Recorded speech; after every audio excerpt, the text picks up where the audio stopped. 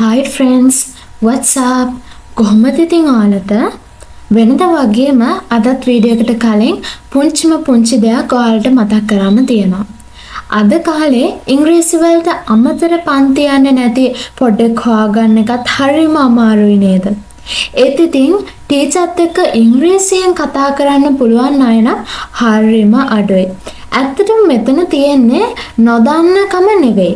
එයාලා දන්න පොඩි දේවත් ටීචර්ත් එක්ක කතා කරන්න තියෙන ලැජ්ජාව, බය වගේම හුරුවක් නැතිකම.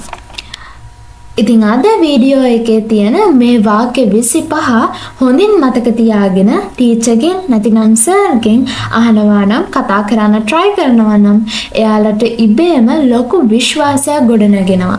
මටත් ඉංග්‍රීසියෙන් කතා කරන්න පුළුවන් කියලා.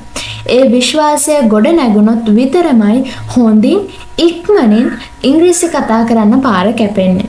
ඒ නිසා මේ සරල වාක්‍ය ටික දරුවන්ට හුරු කරන්න කියලා ආදරණීය දෙමව්පියන්ගෙන් ඉල්ලන ගමන් අද වීඩියෝ එක පටන් ගමු. Excuse me මට සමා වෙන්න.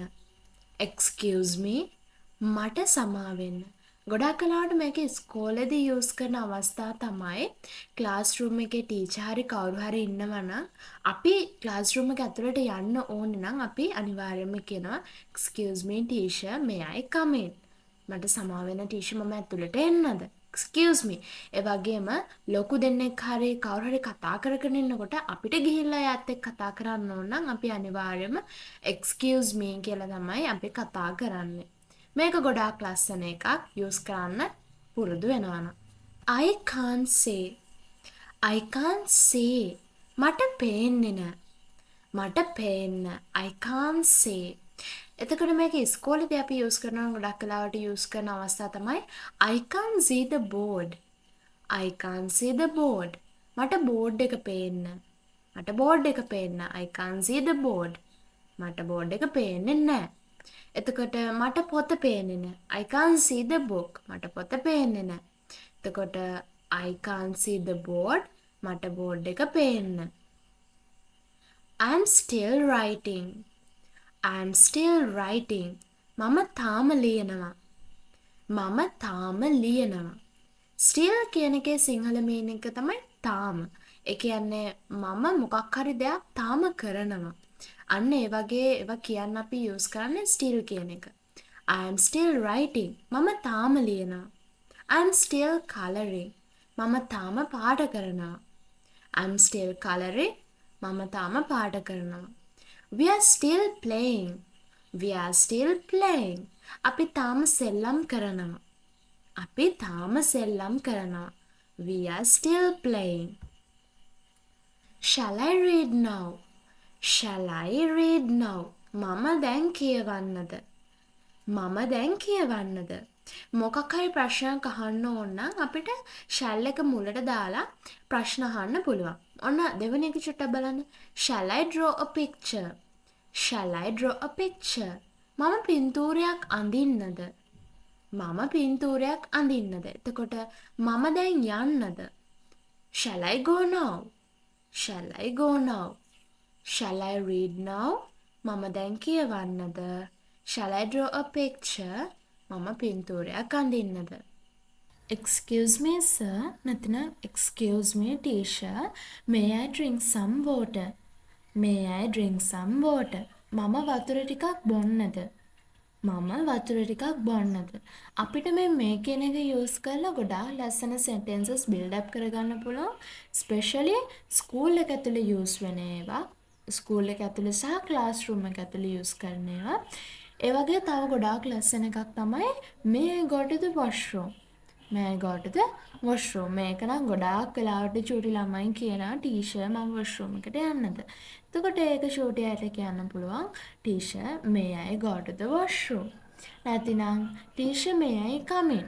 ටීචර් මම ඇතුළට එන්නද? may I come in? ඒ වගේම තව එකක් තමයි may I sit here? may I sit here? මම මෙතන ඉඳ ගන්නද? මම මෙතන ඉඳ ගන්නද? may I sit here? අපි මොකක් හරි දෙයක් කරලා ඉවර වුණාම අපි කියනවනේ ඉවරයි. ඉවරයි මම ලීලි ඉවරයි නැත්නම් මම පාට කළා ඉවරයි මම ඇඳලා ඉවරයි. ඒ වෙලාවට අපිට කියන්න පුළුවන් done teacher කියලා. done teacher ඉවරයි. done teacher. මෙතන teacher නැතුව අපිට done කියලා විතරක් කියන්නත් පුළුවන්. done teacher ඉවරයි. නැතිනම් අපිට ඉවරයි කියන්න පුළුවන් තවත් විදිහක් තමයි finished. finished. finished writing. ලියලා ඉවරයි. ලියලා ඉවරයි. එතකොට finished drawing ඇඳලා ඉවරයි. finished coloring පාට කරලා ඉවරයි. I lost my pencil. I lost my pencil. මොකක් හරි නැති වුනහම අපි මේ lost කියන word එක use කරනවා. ඒක English වලින් කියන්නේ. I lost my pencil. lost කියන්නේ නැති වෙනවා. I lost my pencil. මගේ පැන්සල නැති වෙලා. මගේ පැන්සල නැති වෙලා. I lost my eraser. I lost my eraser. මගේ මකන නැති වෙලා. මගේ මකන නැති වෙලා. එතකොට මගේ පොත නැති වෙලා කියන්නේ කොහොමද? I lost my book. I lost my book. Teacher, this is for you. Teacher, this is for you. Teacher, මේක ඔයාට. Teacher, මේක ඔයාට. මෙතන අපි ටීචර් වෙනුවට අපිට කැමති එකක් යූස් කරන්න පුළුවන්. like අම්මේ කියලා අපිට මෙතන දැම්මොත් අම්මේ this is for you. අම්මේ මේක ඔයාට. අම්මේ this is for you. අම්මේ මේක ඔයාට. this is for me. this is for me. මේක මට. මේක මට. this is for කියලා අපිට කැමති word එකක් යූස් කරන්න පුළුවන්. this is for teacher. මේක ටීචර්ට. නැතිනම් this is for තාත්තා. මේක තාත්තට. ඒ වගේ අපිට කැමති විදිහට මේ this is for කියලා අවසානට එතන එන word එක වෙනස් කරලා අපිට ලස්සන sentences හදාගන්න පුළුවන්. That's all. That's all. නැතිනම් that is all. That is all. එච්චරයි. එච්චරයි. ටීචර් අහනවා පුතේ homework මම දුන්නේ එච්චරද? එතකොට බබාලාට කියන්න පුළුවන් එච්චරයි. එච්චරයි ටීචර්. එච්චරයි. That's all. That's all. නැතිනම් that is all. That is all. එතකොට මේකේ ප්‍රශ්නයක් අහන විදිහට අපි කොහොමද අහන්නේ? Is that all teacher? Is that all teacher? ඉස්සෙල්ලා එකේ අපි කිව්වේ that is all කියලානේ. ඒකේ is කියන එක මුලට ගෙනාවහම අපිට ප්‍රශ්න හදාගන්න පුළුවන්. Is that all teacher? teacher එච්චරයිද? teacher එච්චරයිද? Is that all teacher? I understand. I understand. මට තේරෙනවා. මට තේරෙනවා. I understand. මට තේරුණා නෙවෙයි. තේරුණා නම් පොඩ්ඩක් දෙවෙනි එක බලන්න. තේරුණා නම් understood වෙන්න ඕනේ. I understood. මට තේරුණා. I understand. මට තේරෙනවා. I understood. මට තේරුණා. එතකොට got it කියන්නේ මොකක්ද? got it. ඒක තේරුණා. ඒක තේරුණා. I got it. ඒක මට තේරුණා. හරිද? අපිට I understood කියලා කියන්නත් පුළුවන්. නැතිනම් short විදිහට got it කියලා කියන්නත් පුළුවන්. I don't understand. I don't understand. මට තේරෙන්නේ නැහැ. මට තේරෙන්නේ නැහැ. I don't understand. ටීචර් අහනවා පුතාලට තේරුණාද? එතකොට බබාලට කියන්න පුළුවන් ටීචර් මට තේරෙන්නේ නැහැ. ටීචර් මට තේරෙන්නේ නැහැ. I don't understand teacher. I don't understand. Second එක බලන්න. I don't understand this sum. I don't understand this sum. මේ ගාන මට තේරෙන්නේ නැහැ. මේ ගාන මට තේරෙන්නේ නැහැ. ඔන්න දන්නේ නැතිනම් අද අපි අලුතින් word එකක් ඉගෙන ගමු. ගානට කියන්නේ sum එක කියලා. ගානට කියන්නේ sum එක කියලා. Repeat that please. Repeat that please. මේක නම් ඉස්කෝලේදී ගොඩක් වෙලාවට use වෙනවා. ටීචර් මොනවා හරි කියලා අපිට ඇහෙන්නේ නැතුනම අපි කියනවානේ ටීචර් පොඩ්ඩක් ඒක නැවත කියන්න නැත්නම් ටීචර් පොඩ්ඩක් ඒක ආයෙත් කියන්න. Repeat that please. Repeat that please. ඒක නැවත කියන්න. ඒක නැවත කියන්න. ඉතින් මේ අයිඩියා එකම අපිට තව විදිහකට ඉංග්‍රීසි වලින් කියන්න පුළුවන්. Please say it again. Please say it again. එක නැවත කියන්න. ඒක නැවත කියන්න. Please say it again. Repeat that please කියලා කියන්නත් පුළුවන්. නැතිනම් please say it again කියලා කියන්නත් පුළුවන්. Teacher, I can't hear. Teacher, I can't hear. හොඳට බලන්න මෙතන hear කියන word එකේ spellings H-E-A-R. ඒ කියන්නේ ඇහෙනවා කියන එක. can't ඇවිල්ලා තියෙන හින්දා ඇහෙන්නේ නැහැ. Teacher, මට ඇහෙන්නේ නැහැ. Teacher, I can't hear. Teacher, මට ඇහෙන්නේ නැහැ. I can't hear you teaching. I can't hear you teaching. Teacher, උගන්වනවා මට ඇහෙන්නේ නැහැ. Teacher, උගන්වනවා මට ඇහෙන්නේ නැහැ. I can't hear you teaching. Teacher, උගන්වනවා මට ඇහෙන්නේ නැහැ. Say it a little louder. Say it a little louder. දැන් ඉස්සෙල්ලා අපි කතා කරේ teacher මට ඇහෙන්නේ නැහැ කියන එකනේ. එතකොට අපිට කියන්න පුළුවන් say it a little louder. ටිකක් හයියෙන් කියන්න. ටිකක් හයියෙන් කියන්න. teacher මට ඇහෙන්නේ නැහැ. ඒ නිසා ටිකක් හයියෙන් කියන්න. Say it a little louder. Say it a little louder. දෙවෙනි එක තමයි please say it a little louder. Please say it a little louder. අපි ටීචර් කෙනෙක්ට හරි නැතිනම් වැඩිහිටි කෙනෙක්ට හරි කියනවා නම් අනිවාර්යයෙන්ම මේ please කියලා මේක කියනවා නම් ගොඩාක් ලස්සනයි කියලා තමයි මම හිතන්නේ. Please say it a little louder. Please say it a little louder. කරුණාකරලා ටිකක් හයියෙන් කියන්න. කරුණාකරලා ටිකක් හයියෙන් කියන්න.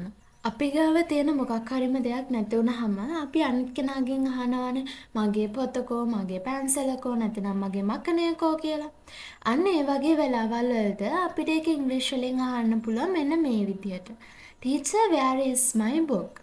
Teacher, where is my book? Teacher, මගේ පොතකෝ? Teacher, මගේ පොතකෝ? මෙතන ටීචර් නැතුව අපිට අම්මේ තාත්තේ අක්කේ කියලා ඕනම එකක් යූස් කරන්න පුළුවන්. අපි නිකන් අම්මේ කියලා දාලා බලමු. අම්මේ where is my book? අම්මේ මගේ පොතකෝ? අම්මේ මගේ පොතකෝ? Where is my eraser? Where is my eraser? මගේ මකනයකෝ? මගේ මකනයකෝ? Move a little. Move a little. ටිකක් එහාට වෙන්න. ටිකක් එහාට වෙන්න. මේක ගොඩක් වෙලාවට අපි යූස් කරනවා. ඉස්කෝලේදී ඔන්න අපිට ඉඩක් නැත්තම් පොඩ්ඩක් කියනවා අනේ චුට්ටක් එහාට වෙන්න මටත් ඉඳ ගන්න. ටිකක් එහාට වෙන්න. Move a little. Move a little. නැතිනම් get a side place. Get a side place. කරුණාකරලා පැත්තකට වෙන්න. කරුණාකරලා පැත්තකට වෙන්න. Get a side place. Let me go. Let me go. මට යන්න දෙන්න. මට යන්න දෙන්න. Let us play. අපිට සෙල්ලම් කරන්න දෙන්න. අපිට සෙල්ලම් කරන්න දෙන්න. Let me write.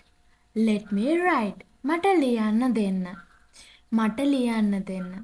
එතකොට let කියන එකේ meaning එක තමයි මොකක් හරි කරන්න දෙන්න කියනවා වගේ idea එකක්.